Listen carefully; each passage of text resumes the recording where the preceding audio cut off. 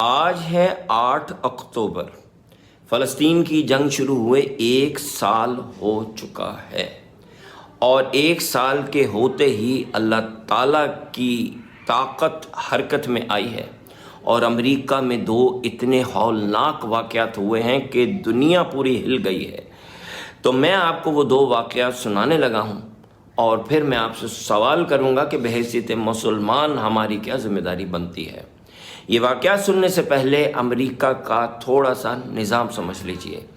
امریکہ کی 2 ریاستیں ہیں جو براہ راست اسرائیل کے ساتھ ملوث ہیں فلسطینیوں کے اوپر بمبارمنٹ کرنے میں۔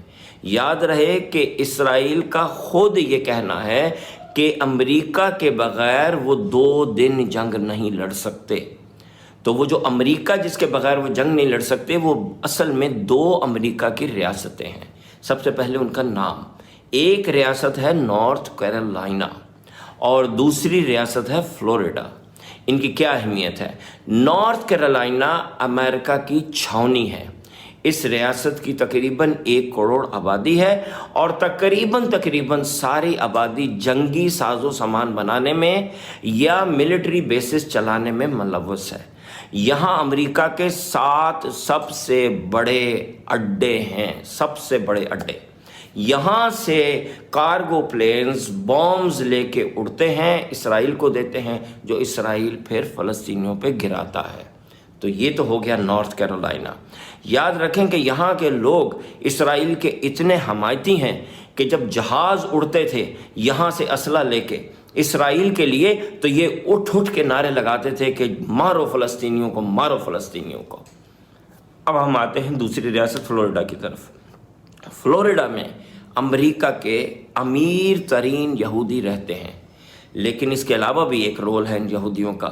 یہ وہ یہودی ہیں جو امریکی کانگریس کے اوپر اثر انداز ہوتے ہیں، اور وہاں سے بل پاس کرواتے ہیں، وہاں سے ایڈ پاس کرواتے ہیں، جو کہ پھر نارتھ کیرولائنا جاتی ہے، وہاں سے وہ بام شپس جہازوں پہ بیٹھتے ہیں، رکھے جاتے ہیں، اور وہ آگے جاتے ہیں۔ تو Florida finance and political power, اور نارتھ کیرولائنا ملٹری پاور۔ اب ہم آگے چلتے ہیں۔ آج سے 10 دن پہلے اللہ تعالیٰ نے سمندر سے ایک بہت بڑا طوفان اٹھایا، جس کا نام گوروں نے تو رکھا ہیلینا، لیکن ہم اس کو اللہ کا عذاب بھی کہیں گے۔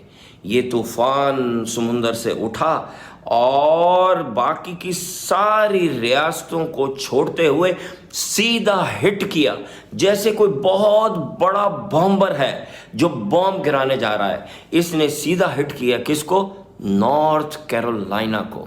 اور اب آج 10 دن کے بعد نارتھ کیرولائنا کی کیا سچویشن ہے یہ سن لیجئے، لیکن اس سے پہلے ایک مزے کی بات سنیے۔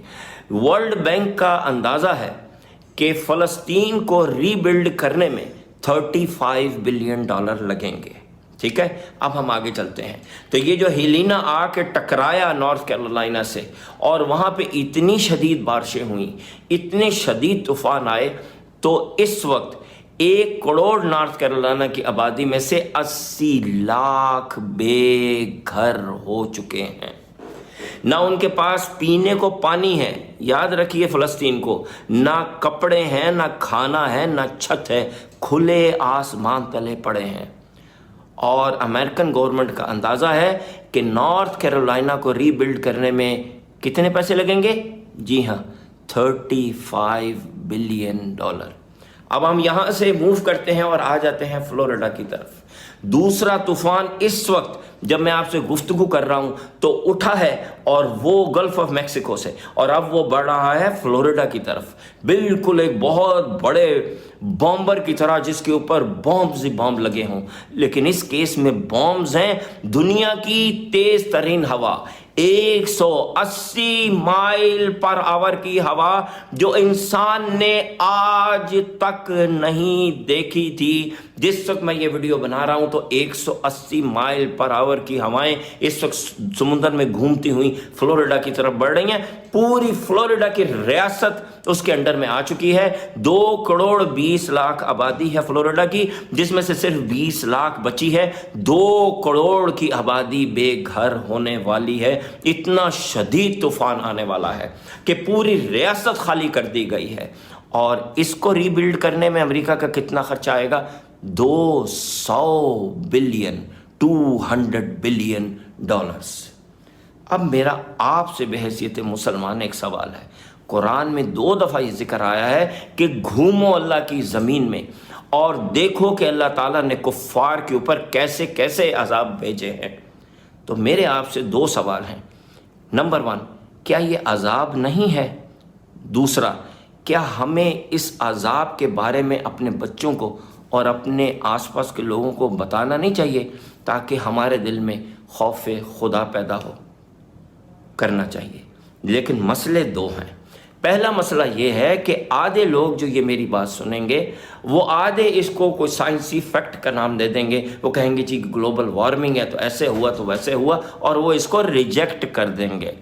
اور دوسرا گروپ ان مسلمانوں کا ہے معصوم کہ جو یہ کہیں گے کہ لو جی اللہ تعالیٰ تو عذاب بھیجتا ہے تو ہمیں کچھ کرنے کی کیا ضرورت ہے۔